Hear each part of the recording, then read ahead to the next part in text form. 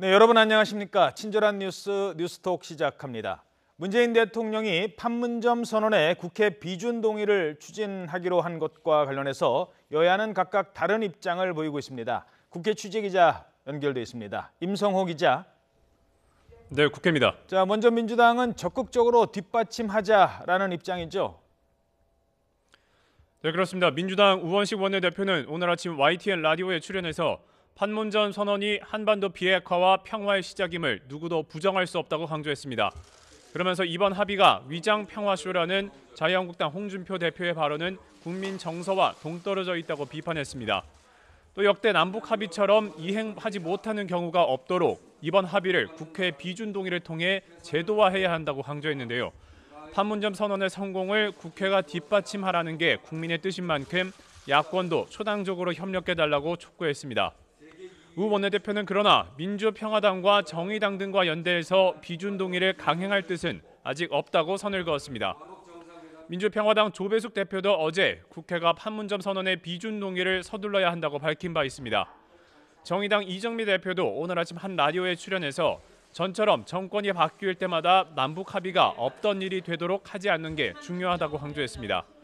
또 한국당 홍준표 대표가 위장 평화쇼, 주사파 운운하면서 판문점 선언을 비난하는 것은 시대착오적인 생각이라고 정면으로 비판했습니다. 반면에 한국당은 비준 동의 거부 입장을 고수하고 있다고요.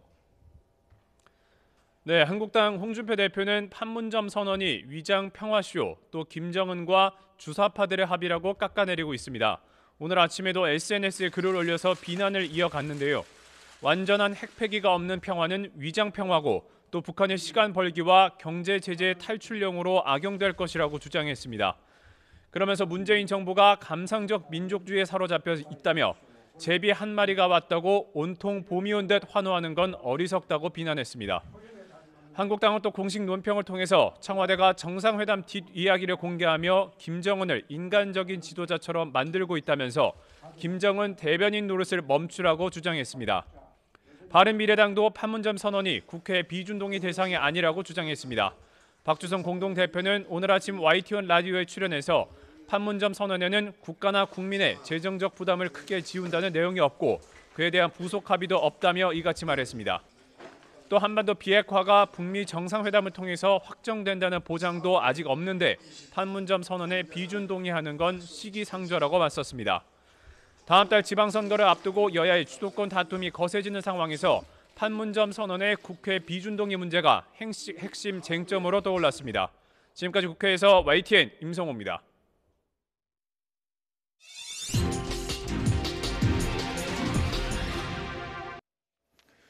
네, 세계의 시선은 이제 북미 정상회담으로 쏠리고 있는데요. 개최 장소를 놓고 제3국이 아니라 판문점이 회담 개최지로 급부상하는 분위기입니다. 이 같은 내용은 한미 정상 간의 통화 내용에도 들어있었고 또 트럼프 미국 대통령의 SNS에서도 판문점이 언급이 됐습니다. 자, 남북 분단의 상징이었던 판문점, 과연 평화의 상징으로 이번 북미 정상회담의 개최지가 될지 관심이 모아지고 있습니다. 전문가와 함께 분석합니다. 양무진 북한대학원대학교 교수, 신범철 아산정책연구원 선임연구원입니다. 안녕하십니까? 네, 안녕하십니까? 예. 자, 얼마 전까지만 해도 두 곳이었는데 그때는 몽골, 싱가폴 이 정도였었잖아요. 근데 갑자기 판문점이 부상한 이유는 어디에 있습니까?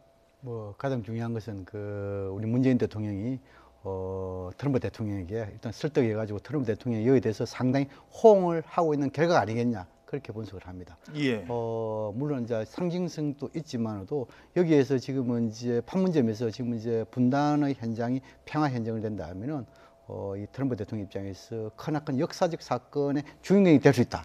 그런 것도 고려된 것이 아닌가 생각됩니다. 예. 판문점이 갖고 있는 장점 어떤 게 있을까요? 실용적인 거죠. 그러니까 북한에서는 평양을 희망하는데 제3국으로 가더라도 멀리는 못 간다는 입장이었고 예. 트럼프 대통령은 북한 평양을 방문하기 위해서는 커다란 선물을 받아야지 되는데 그 정도는 아직 아닌 것 같고 그렇다면 그런데 북한과 가까운 인접국은 하필이면 중국과 러시아, 미국과 라이벌 국가니까 미국 측에서는 조금 떨어져 있는 싱가포르를 이야기하는데 거기는 또 김정은 위원장이 멀고 그런 측면에서 한국이 적절한 시점에서 판문점을 제안한 거라고 생각합니다. 사실은 판문점은 북측으로서도 오기에 부담이 없고 미국으로서는 동맹국인 한국과 관련돼 있으니까 오는데 전혀 부담이 없고 실용적으로 만나서 이야기하기 아주 좋은 장소다 그렇게 생각합니다. 실제로 개최 가능성은 높다고 봐야 되나요? 높다고 생각합니다. 트럼프 대통령의 입에서 트위터에서 나왔다는 것은 지금 현재 돌아가는 진행 상황과 한국 정부의 제안 그런 것을 종합적으로 고려할 때 올 가능성이 충분히 있기 때문에 이렇게 띄운 거라고 생각하고요. 예. 기본적으로 지금 남북 정상회담 그리고 미국 간의 접촉이 상당히 깊이 있게 들어간 것 같습니다. 그래서 아주 세부적인 조율만 남겨놓고 있는 것이 아닌가 그런 관점에서는 판문점 개최 가능성이 높다 이렇게 평가하고 싶습니다. 한미 간에는 어느 정도 조율이 됐지만 김정은 위원장의 생각은 아직 알려지지 않고 있는 상황이지 않습니까? 김정은 위원장 입장이야 평양을 가장 선호하겠죠. 예를 들어 가지고 비핵화라는 선물도 주고 또 장소까지도 트럼프 대통령이 원하는 쪽으로 하면은 손실을 크다 이렇게 생각했죠. 그렇지만도 문재인 대통령을 워낙 믿기 때문에 아마 문재인 대통령의 장소, 중재 여기 대해서 좀 뭐랄까 신뢰를 한다 이렇게 봐야 되겠죠. 근데 이제 두 가지 말씀드립니다. 하나는 뭐냐 하면은 싱가포르에 대해서는 이것은 결과 성과에 대해서 자신이 없으면은 싱가포르다. 그러나 성과에 대해서 자신이 있으면은 판문점이다. 이렇게 이해하면 될 것 같아요. 간단히 말해서 싱가포르 같은 경우는 교통이 아주 좋은데 아닙니까? 그럼 언제 박차고 비행기 타고 갈 수도 있잖아요. 그러나 판문점 그게 어렵잖아요. 예, 그런 차원에서 그 두 가지 관점에서 보면 지금까지는 남북 정상회담이 잘 됐고 또 지금 한미 정상 간에 이러한 그 성과에 대해서 같이 서로 공유하고 있고 그런 차원을 봤을 때 아마 판문점의 개최 가능성이 상당히 높다. 그렇게 전망을 합니다. 그 도보다리 문재인 대통령과 그리고 김정은 위원장이 같이 걸었던 그 길, 물론 통역이 좀 필요하겠습니다만 단 둘이 그렇게 걷는 모습을 보여줬을 때 이 트럼프 대통령도 방송을 진행까지 해본 사람입니다. 화면에 대해서 누구보다 잘 알거든요. 저기 괜찮겠다는 생각도 했을 것 같아요. 충분히 그런 이야기 했겠죠. 또 지금 이제 예를 들어 가지고 트럼프 대통령도 좀 셈법에 빠른 그런 사람이지만 또 적극적이고 그런 게 있지만 그러나 또 감성이 풍부하다 이렇게 또 알려져 있습니다. 그런데 이제 중요한 것은 뭐냐 하면은 남북 정상간에서는 말이 통하기 때문에 벤치 회담이 가능한데 그렇다면 거기에는 뭡니까? 녹음, 기록이 필요 없어도 되는 부분 아닙니까? 그런데 트럼프 대통령과 김정은 위원장하고 만났을 때 물론 김정은 위원장이 영어도 잘 한다고 알려져 있지만 그러나 남북 정상회담보다는 좀 덜하지 않겠습니까?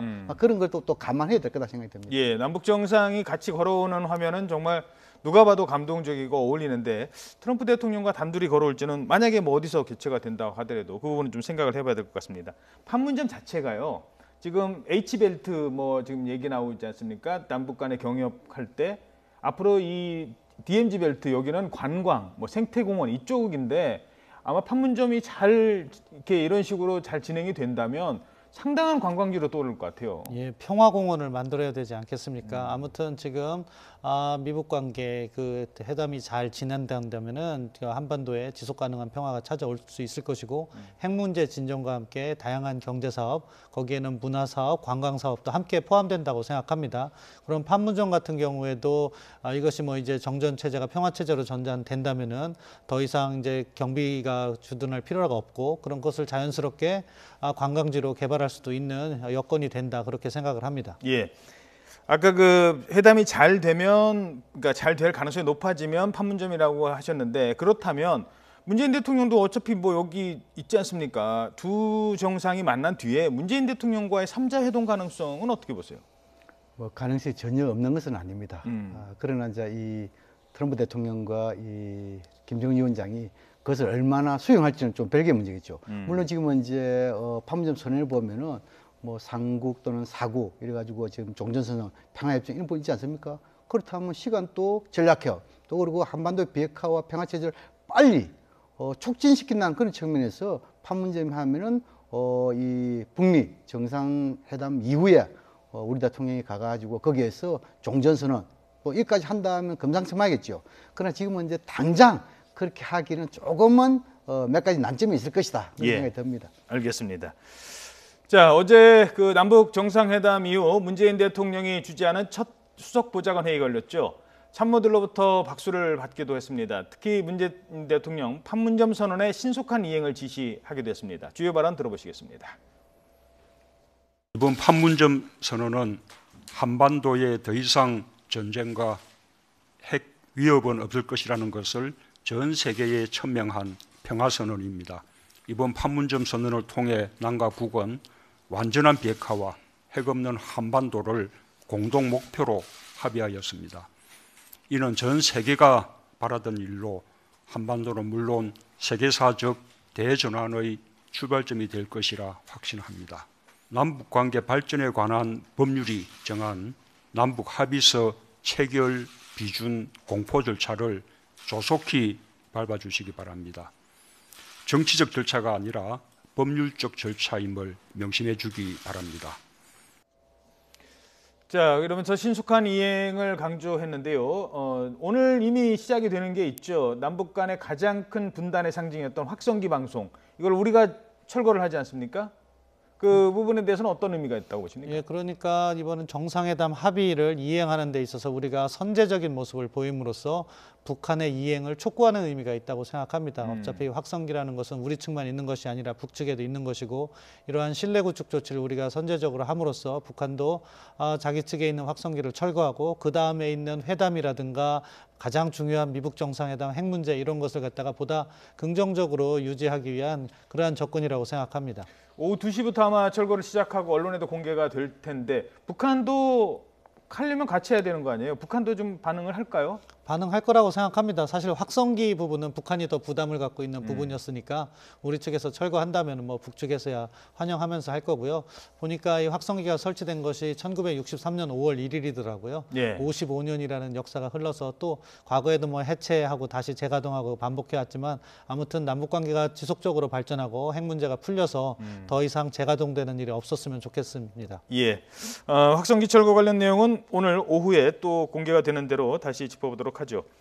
문재인 대통령이요. 어제 또 이제 남북 정상회담 때 알려지지 않았던 몇 가지가 나오고 있는데 김정은 위원장한테 USB를 하나 줬답니다. 그 안에는 이른바 신경제 구상, 한반도 신경제 구상이 담겨 있는 내용이라고 하던데, 그러니까 쉽게 말해서 제가 간단하게 앞부분만 설명드리면 동해안, 서해안, DMZ 이걸 H자로 축을 만들어서 중국과 러시아까지 다 포함하는 국제적인 협력을 이끌어내겠다 뭐 이런 구상인 것 같은데 어떤 의미가 있는 겁니까?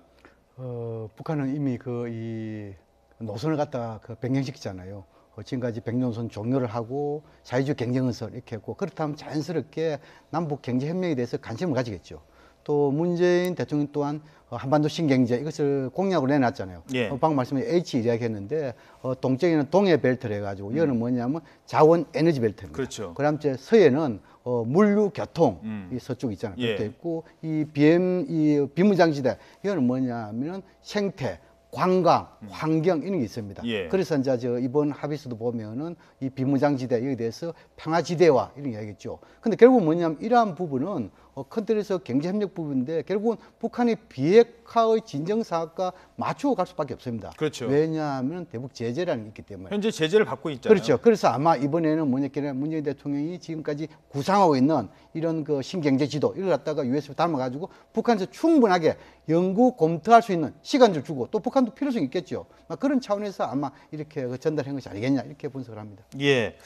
자, 지금 대북 제재라는 거를 문재인 대통령이 누구보다 잘 알지 않습니까? 그럼에도 불구하고 이런 합의를 했다는 건 그리고 USB까지 줬다는 건 김정은 위원장한테 청사진을 보여준 거잖아요. 자, 비핵화만 하면 이런 것까지 옵니다. 발전소도 져줄게요. 뭐 이런 내용 아니겠습니까? 예, 그렇습니다. 그러한 비전과 청사진을 제시함으로써 북한이 비핵화 쪽으로 올 수 있는데 보다 의사결정을 용이하게 하는 거죠.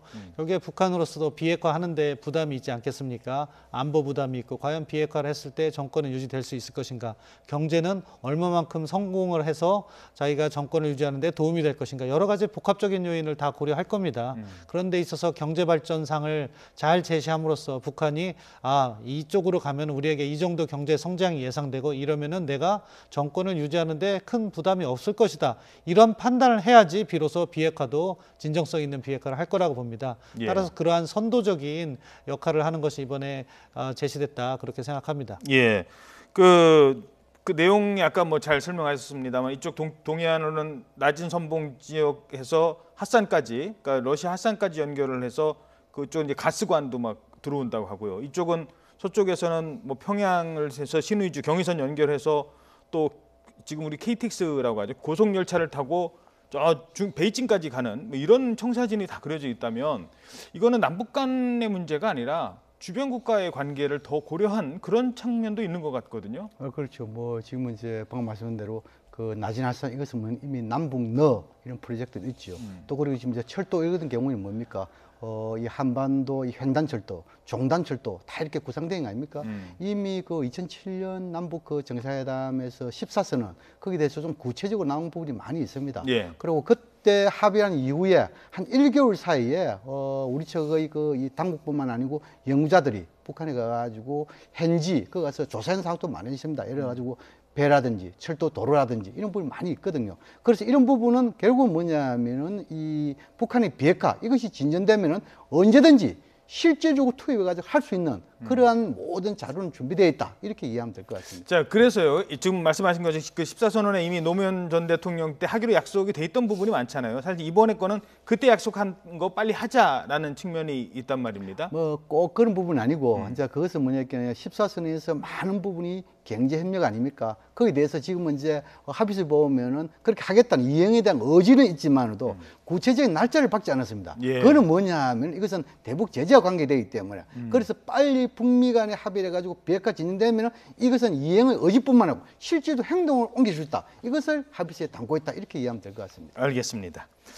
자, 그리고 후일담 중에 또 몇 가지가 공개가 되는데 김정은 위원장이 스위스에서 유학할 때 농구를 좋아했답니다. 그래서 뭐 마이클 조단, 그다음에 데니스 로드맨 팬이라고 하던데 문재인 대통령이 그 얘기를 해주시죠. 이제 만났어요. 원래 이제 우리는 그런 구상이 있었습니다. 전국체육대회도 같이 하고 뭐 경평축구대회도 같이 하고 문재인 대통령이 그 경평축구대회 같이 하시죠라고 했더니 그것보다 농구 먼저 하시죠 이랬다면서요. 예, 말씀하신 대로 그 90년대 유학 시절에는 미국 NBA라고 하잖아요. 거기에 시카고 불스가 전성기였고 마이클 조던과 데니스 로드맨이 핵심 멤버로서 계속 우승을 했습니다.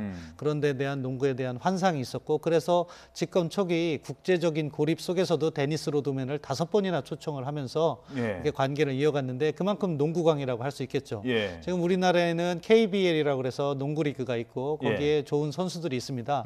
그런 것까지 아마 다 알고 있다는 것은 그런 것 같아요. 한국 농구도 조금 본 것이 아닐까 그런 생각을 하는데 한국에 2m 넘는 선수들 예, 많죠. 그렇습니다. 얘기까지 했어요. 예, 이종현 선수라든가 여러 선수가 있는데 아마 농구를 즐겨서 본 것 같습니다. 그러니까 그런 선수들을 초청해서 북한 팀하고 경기하는 거 그런 것을 갖다가 희망하는 것 같은데 아무튼 뭐 비핵화 진전된다면 여러 가지 할 일들이 너무너무 많습니다. 각 부처 모두 준비를 해야 되고 뭐 국방부는 국방부대로 통일부는 통일부대로 문화부는 문화부대로 이렇게 협력 사업이 준비되는데 그런 것들의 속도 그리고 비핵화 단계에 따른 진전과 이렇게 서로 상호 선순환이 이루어질 수 있도록 지금 잘 준비해야 될 때라고 생각합니다. 예.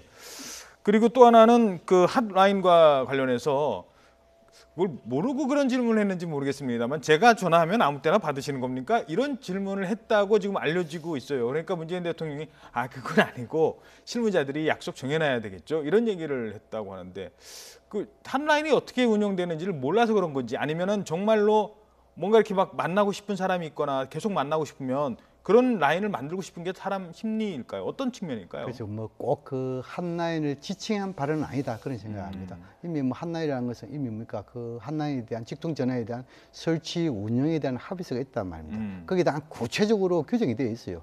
그렇다면 결국 뭐냐면 대통령이라는 것은 이 그냥 전화만 받기위해서 앉는 자리가 아니잖아요. 예. 해외라든지 국내 일찍 워낙 바쁘잖아요. 그래서 적어도 이런 부분에 대해서 아마 문재인 대통령이 한번 상기시켜주는 그렇지만도 김정은 위원장도 그 부분에 대해서는 잘 알고 있을 것이다. 저는 그렇게 생각을 합니다. 그 핫라인이라는 게 왜 이쪽 전화 온 거 자동 착신하면 되잖아요. 그러니까 휴대전화로도 받을 수 있는 거 아닙니까? 정말로 그런 식으로 아무 때나 전화하면 받을 수 있는 사이가 된다면 어떻게 보십니까? 휴대전화하고 그 핫라인, 이거 핫라인은 뭡니까? 이 광 케이블에 의한 선이 돼 있잖아요. 그하고 완전히 다르지요. 또 지금 이제 핫라인 하면 뭡니까? 지금은 이제 우리가 그 이 판문점 해가지고 32선 중에 300개의 선을 갖다가 막바도 청와대 대통령 집무실을 가져온단 말이에요. 그럼 오면은 뭐냐면 그 당에서 이 전화기를 들고 그게 되어 있습니다. 뭐 1번, 2번, 3번 이게 뭐 우리가 다이얼식으로 돌리는 것이 아니고 1번 카면은 막바로 그 이 김정은 국무위원장실 되어 있습니다. 그럼 전화 들고 이걸 눌리면은 예. 막바로 그저 통화되도록 이렇게 되어 있습니다. 그렇게 이해하면 될 것 같아요. 알겠습니다.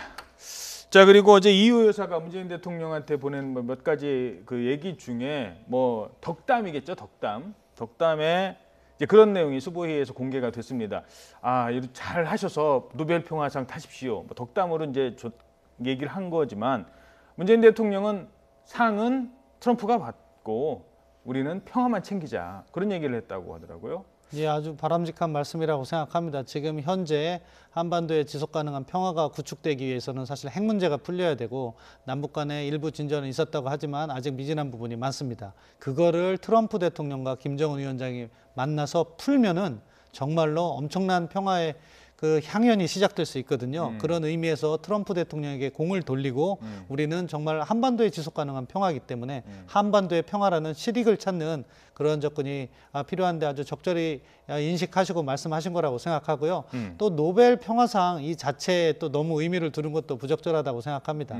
진정한 평화 그리고 그것을 위한 핵 문제 해결과 남북 간 군사적 신뢰 구축 그런 것을 차분하게 밟아 나가야 된다 그렇게 생각합니다. 아직 노벨상 얘기할 때는 사실 이르고요. 지금 이제 뭐 첫술 떴는데 그런 건 아닙니다만 그래도 어찌됐든 지도자라면 특히 트럼프 같은 경우는 노벨상도 뭐 노벨상뿐만 아니라 정치적으로 뭐 곧 그 중간 선거도 지금 생각을 해야 되는 그런 상황이니까 북미 관계를 우리 한반도가 잘 이용을 하는 것도 좋은 방안이 될 수 있을 것 같아요.